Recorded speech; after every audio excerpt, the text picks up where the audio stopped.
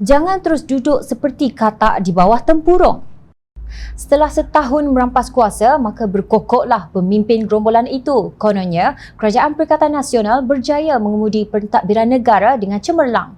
Menteri Besar Kelantan, Ustaz Dato' Ahmad Yaakob di Petik Harkah Delhi sebagai berkata, Kerajaan Perikatan Nasional berjaya merangsang perkembangan ekonomi tahun ini ketika negara masih lagi berdepan dengan pandemik COVID-19. Laporan World Economic Outlook oleh Tabung Kewangan Antarabangsa Keluaran Dalam Negara Kasar KDNK tahun ini diunjur kembali pulih pada kadar 5.5%, manakala perdagangan dunia turut diunjur berkembang 8.1% menurut laporan akhbar tersebut. Jom Channel berharap apa yang disebut oleh Menteri Besar Kelantan itu benar. Namun, awal tahun ini, Fitch Solution meramalkan KDNK Malaysia ialah pada sekitar 4.9% akibat kenaikan kes COVID-19 dan kesan daripada PKP 2.0. Fitch Solution merupakan sebahagian daripada firma penyelidikan kewangan dan pelaburan kumpulan Fitch. Kalau kita tak percaya kepada Fitch Solution sebab ia dari negara asing, apa kata kumpulan penyedia ekonomi tempatan Socio-Economic Research Centre SERC? Pada 4 Februari lalu, pengarah eksekutif SERC Lee Heng Gui berkata pihaknya telah menyemak semula ramalan KDNK Malaysia kepada 4% untuk 2021 dari 5% sebelumnya setelah mengambil kira perintah kawalan pergerakan PKP 2.0 yang dilaksanakan semula pada 13 Januari lalu.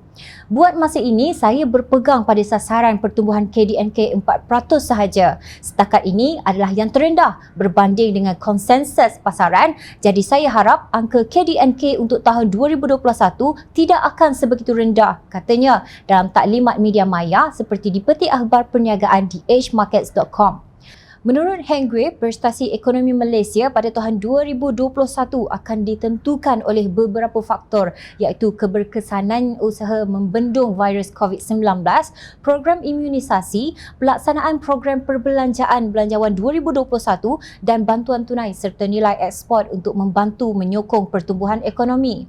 Berdasarkan perkiraan awal saya, kita mungkin telah melihat pertumbuhan negatif pada angka KDNK suku pertama tahun ini disebabkan oleh kesan buruk dari suku keempat tahun lalu dan bertepatan dengan kesan tahun baru Cina, katanya seperti dipetik. Dalam bahasa mudah, ekonomi Malaysia amat buruk pada tahun lepas dan kini masih dalam keadaan yang sama. Mungkinkah firma yang cari makan dengan menasihati sektor ekonomi tentang pelaburan tidak bercakap benar tentang situasi semasa Malaysia? Tentu tidak logik. Tetapi, pemimpin PAS sudah mengira prestasi Perikatan Nasional cemerlang hanya berdasarkan unjuran laporan World Economic Outlook oleh Tabung Kewangan Antarabangsa yang berubah-ubah pada setiap bulan. Sedangkan, apa yang kita nampak, berpuluh-puluh syarikat di negara ini sedang berhadapan dengan ancaman muflis. Contohnya, kedudukan Langkawi sebagai pulau peranginan popular negara kini bagai telur di hujung tanduk akibat larangan rentas daerah dan negeri dalam PKP.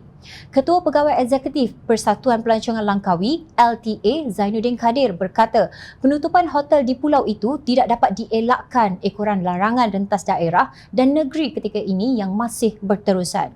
Kami persatuan sudah berbincang dan andai tiada perubahan, semua ahli akan gulung tikar dan serah kembali lesen pelancongan, katanya seperti dipetik Utusan Malaysia 26 Februari. Menurut Utusan Malaysia, Ketua Pegawai Eksekutif Persatuan Hotel Malaysia, Yap Lin Seng mendedahkan pandemik COVID-19 telah mengakibatkan 100 hotel ditutup dan 20,000 staf diberhentikan. Selain itu, lebih 20% pekerja dipotong gaji dan 26% bercuti tanpa gaji. Nah, begitulah hakikatnya. Itu baru satu contoh. Orang tua-tua berpesan, siapa yang menabur angin, maka dia yang akan menuai badai.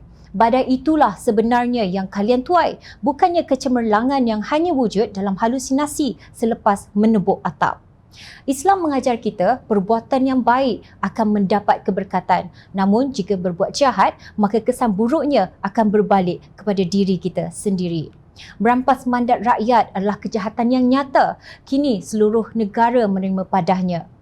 Sedih sungguh apabila para agamawan terus berpaut kepada perbuatan yang jelas jahat dan mengundang musibah yang besar.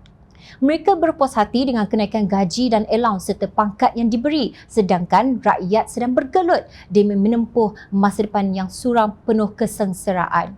Itukah makna kecemerlangan setahun Kerajaan Perikatan Nasional? Keluarlah kalian dari bawah tempurung dan lihatlah realiti.